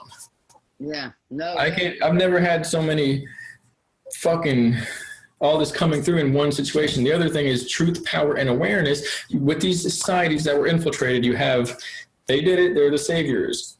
And they got all the information, the truth, power, the awareness, the light of the soul, how to defeat it. And then you watch them get infected, and it's like, oh, fucking do this. Here, cut this thing, and drink that, and eat that. And it's like, oh shit, well, at a certain point, they got infected. They got infiltrated. But truth, power, and awareness, and all these trinities that you can come up with, those are the patterns that it cannot replicate. So those are the patterns that only you can know. It's the encrypted form. Truth, harmony, awareness, self-awareness. The soul pattern is the ultimate encrypted load. It literally cannot be virally infected. It can't be. If it is, it means the individual unit consciousness lost connection to the keys of encryption. That's it. It doesn't mean that it can be compromised. It means that the person, the physical body, loses it, and the biological consciousness is wherever it's going to go now. And so as long as we remain within that, essentially, if we upload our information within that, then we're encrypted along with that. Our consciousness is just free floating. So until we organize one way or the other, we're in the abyss, the void space, waiting to get to heaven or to get to hell. And I think that, you know, I'm going to try. That's when you just lay down a concept in there that I wanted to expand on, but it's a kind of fleeting thing. Even if it gets, like, it's encrypted, and a person can lose the key. So like when you're not taking care of yourself in a way that you're, sort of vibrating at the frequency for you to have best access and to your DNA, to that encrypted information, you move away from that. And I think a lot of people move away from it a little bit. And then they're like, they don't understand. They're not thinking about it in these concepts, but people keep, like, once they fucked up, they fuck up a little bit more, and they fuck up a little bit more, and fuck up a little bit more. And it turns into this big mess when really, like, once we fuck up a little bit, we just need to recognize what we've done and sort of realign ourselves, and we can have the encryption key back, right? And I think people too easily, especially people who have started to awaken, right?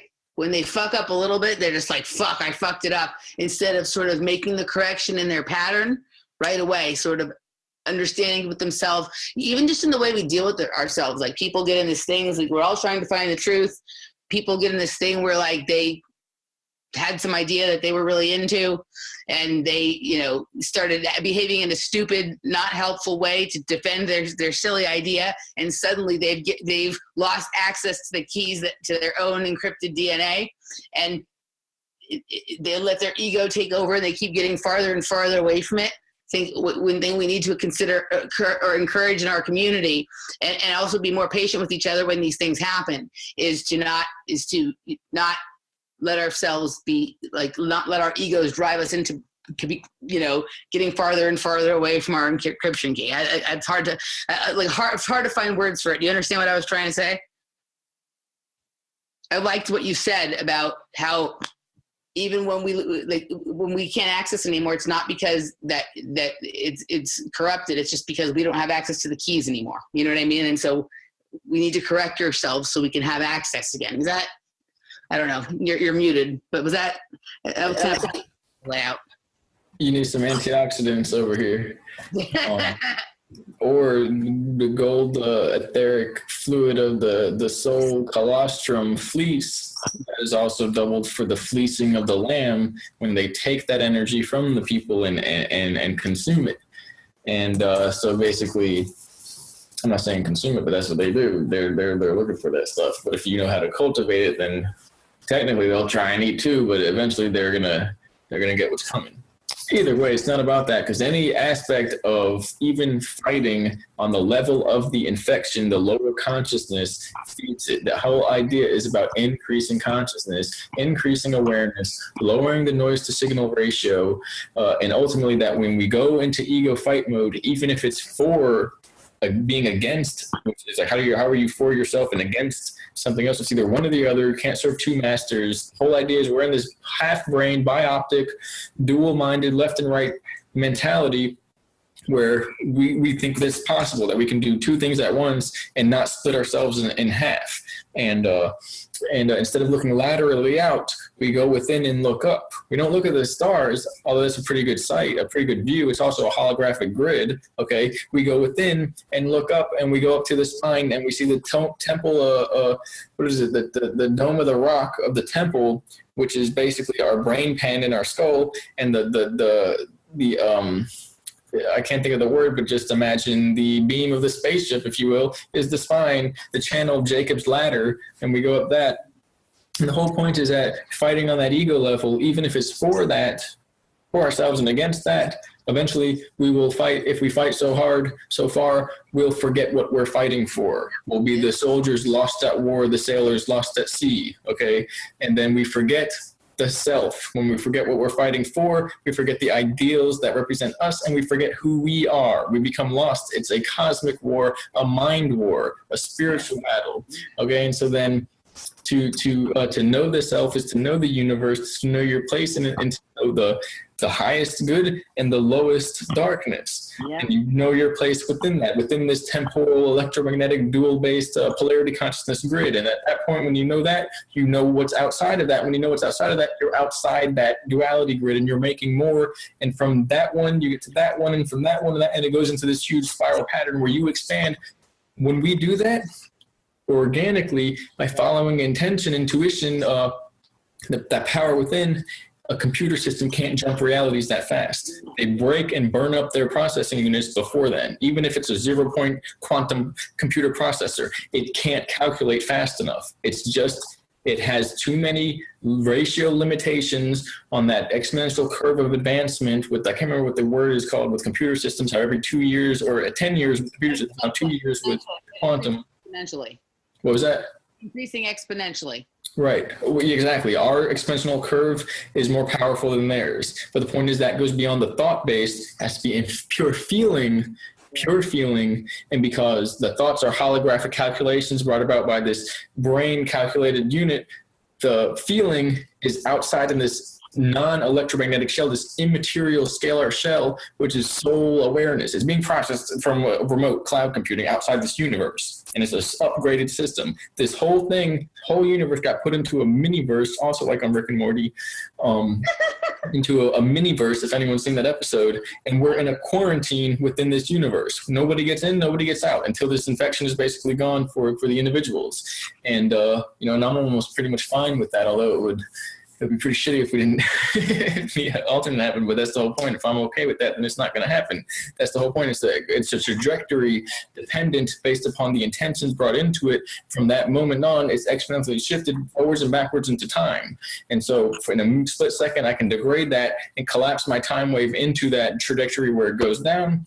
And in the same sense, though, I can catch that as long as I'm still in existence and curve my trajectory exponentially recursively back into time and go to the beginning of time where my soul would have been taken down to here, then lost, and then gone into the end of time. I can travel to the beginning using my consciousness. That's the main thing. You can go into memories, go into time, and recursively change and influence the past based upon your awareness and what frequencies you hold. Doesn't matter if the person gets hit by a bus and they have the experience of that. If they go back and they enjoy it, not because the gore or the pain, but because life is life and we're still here, whatever tried to use that as an entry point into their life frequency-wise gets cut out forwards and backwards in time. It's beyond time for us to be able to go back and change how we feel about something, change the actual event in history. Yeah. So the main idea here is what you brought up, which is we're nearing the end of this whole thing. I think you're tired a little bit. It's 6:30. I could probably go on for like 5-6 more hours because I can always go forever, but yeah. Well, my sleeping cycle is upside down right now, so which is weird. It's like something prepared me for these conversations that I've been having.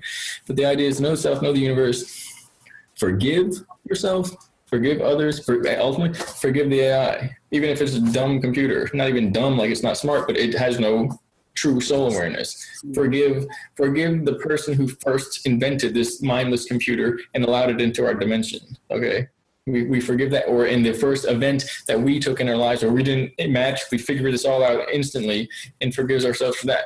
It seals it out. It seals it off to do that. It's like sealing the cracks of a house or something. It's like making the foundation steady. And once everything's built and weighted in, it has no way to work itself in and remove the cornerstone or the capstone or whatever you want to do. It has no way to get in. And so, and right now the capstone's missing. And the cornerstone is hijacked.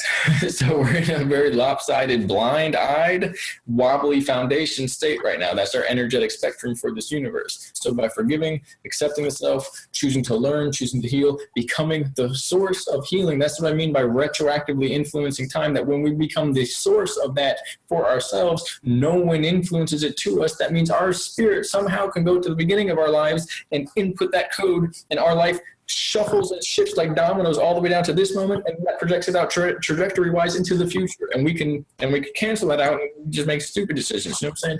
And forget ourselves. It works forwards and backwards like we're shining a laser beam, a fractal, digital, holographic system, because that's what this is. This is a holographic computer system, a living computer system. And that's the idea, that to forgive is the answer, to say basically that's not me, that's not us. To tell yourself that, because that's what you would do for a child. You would say, this doesn't make sense. Why are you doing that? Don't just ignore it and let it blow out of proportion. Don't just continue. Don't just feel bad and basically spread it to another person. We literally have to allow and accept this cosmic intelligence, cosmic creator role, and assume that role in our own life. And we'll begin doing that for the universe, and eventually our species will literally do this and become this. and it will start probably in waves. And honestly, there's going to be an exponential curve, because as soon as that system realizes people are starting to wake up, it's going to try and exponentially shift the bullshit. And there's going to be this cosmic, this flashing, this memory flashing, this clearing, this, all of it, everything that could happen is going to happen at once, or you know, in a short amount of time. Yeah, no, I absolutely. The forgiving is important. And then the other thing, and this is something that I've really been working on, because this is how I stay aligned with myself, is to not let people, like, not let the actions of other people make you act in a way that is not genuine to who you are. You know what I mean? Sometimes that can happen in this situation that we're at. And I found that, like, you know, we're human and things people do upset us, but that's part of the challenge, is to not let that throw off from our center. You know what I mean? Like, take in the experience and then act as yourself. Do not get reactive and begin behaving in a way that isn't genuine to who you are. And that, coupled with the thing that you're talking about, forgiving ourselves, forgiving each other, whatnot, I think that's really important.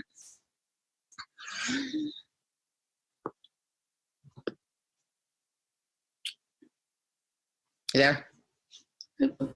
So I'm going to try and explain this last thing in like 30 seconds. Okay. We're in a time stream matrix, meaning one thing leads to the other. Causality, as far as we're concerned, is in effect. Now, you can have these tachyon fields, these retro causality effects. You can influence forwards and backwards in a way that violates causality. But when it's just happening, it's causality. So basically, the causality is an entryway into new areas or layers of code and experience. So new possibilities are entered via causality when we lead ourselves based upon the acceptance of a pattern that is so unique in our consciousness that we instantly open up new possibilities, because this has never happened before in our mind. We've never thought of these, or we've never experienced awareness of these patterns before. This processing, okay, it's a new universe. We literally cranked out a new dial of the universe. So now when we're doing that, because we're the source of that, we're entering new waters, we're entering uncharted waters, and we're creating it as we go, which is also, we're going back home. It's like we're going back to the regular home waters, and we're going back to the motherland at that point.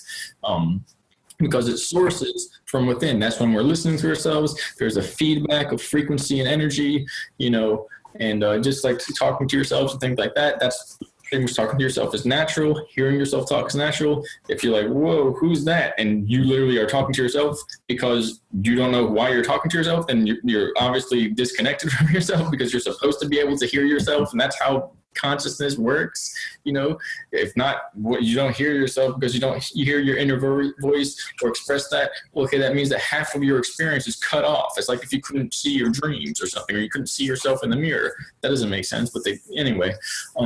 And so when that's happening, there's this natural feedback, this organic feedback. Your time stream is expanding based upon the variables that you're inserting. When there is reactivity, it is based off of another person or another identity's source of information. When a person reacts, that means that it is controlled and introduced externally, other than from any external mean, other than the source of the information coming in from that organic consciousness, where we sit here, we feel things, we think and perceive things, and then we act on certain things. When that's happening in that organic matrix, it's us encoding our time stream over and over again. When something else inserts itself and then we react, whether it's just sort of memory, some asshole, past trauma comes to the surface because of triggers, etc. That's how it's playing puppetry and getting people to develop more and more time codes that allow it to infiltrate and operate on a level closer and closer to them. And it can be far away at first, and eventually that's where a lot of these ceremonial things come in, of how to bring it right up front and bring it right into fucking manifest right in front of you. Yeah. But the idea behind that is it's causality. Yeah. It's if nothing is there to cause, you know, like a time stream, a person to go into that realm, that next moment, then nothing's going to there's no entry point. But if it can insert something without forming because it knocks something over, you know, a poltergeistic occurrence, it embedded itself into somebody's precursor fractal DNA and they sprayed some crap into a person's aura, okay? And there's no manifested being there, but it's operating like a digital catalyst through their consciousness, radio receiver from an alternate realm. Eventually it does that 1 billion trillion times. Every causality, every variable, every facet of somebody's reality will be based upon everything other than that internal aspect of themselves. And that's when the foreign entity has coded itself into their reality data stream. You don't have to see it. It's literally just variables and possibilities and quantum probabilities, you know? Wow. I think that's the last thing I'm going to explain. Good job. All right. I did not expect that to happen, basically. It was a few hours. Yeah. I mean, shit, I'm going to try and get this on the internet as fast as possible. That's all I'm going to say. Yeah. So, yeah, just do the audio and put some of your cool little pictures or whatever you do. Yeah. But I'm glad we got to talk tonight. I've been wanting to talk to you for a while, and it was awesome. Like, we have to do this again and again.